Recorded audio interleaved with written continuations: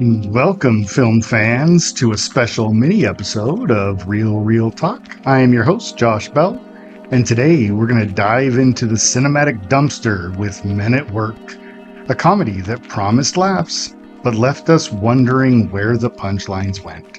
Join me as we navigate through this quirky film, examining its highs, lows, and everything in between.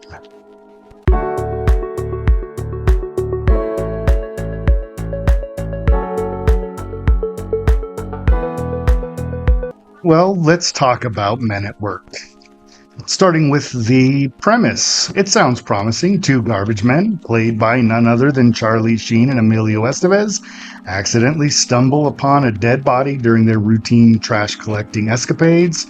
A setup ripe for comedy gold, or so it seemed.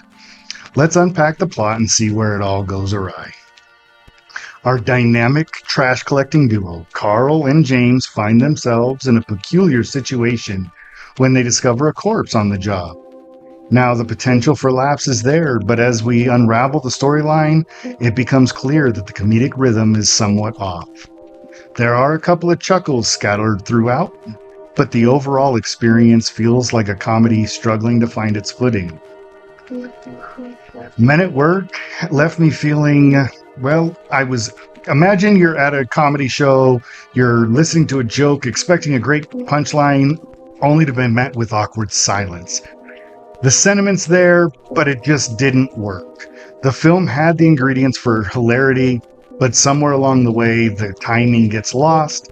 It's sort of like searching for laughter in a room that forgot it was hosting a comedy show. Sheen and Estevez have the ability to be a dynamic duo. Unfortunately, it does not translate to any on-screen chemistry. It never elevates the humor. The supporting cast just fails to inject any needed energy into this film. It just lacks laughs at every possible spot. But what about the film's attempts at social commentary? Men at Work tries to tackle environmental issues and workplace dynamics, but the elements feel shoehorned in and don't seamlessly integrate into the narrative. They're just kind of haphazardly thrown around. It's as if the film wanted to be more than just a comedy, but was never able to find any cohesive balance. So it leaves me thinking, what could it have done better? First, the pacing. The film feels disjointed, the comedic moments lacking any build-up. Tightening the editing, refining the timing could have elevated the humor significantly. I honestly think that maybe if Emilio Estevez had picked one role, either as actor or director and not both, could have really helped this. The script could have been rewritten and enhanced to have some more nuanced humor instead of going for the obvious sight gags, because it's all slapstick and predictable gags. It becomes repetitive, leaving us as the audience longing for more clever, inventive, comedic elements.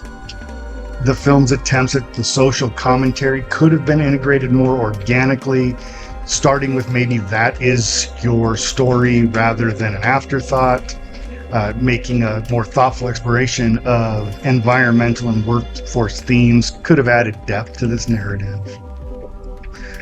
With all of that in mind, this movie just doesn't ever hit on anything good throughout its running time. It's going to earn a 3.5 out of 10. So I probably avoid this one unless you just really want to see what Emilio Estevez and Charlie Sheen were up to in the early 90s. So thanks for joining me on this exploration of Men at Work.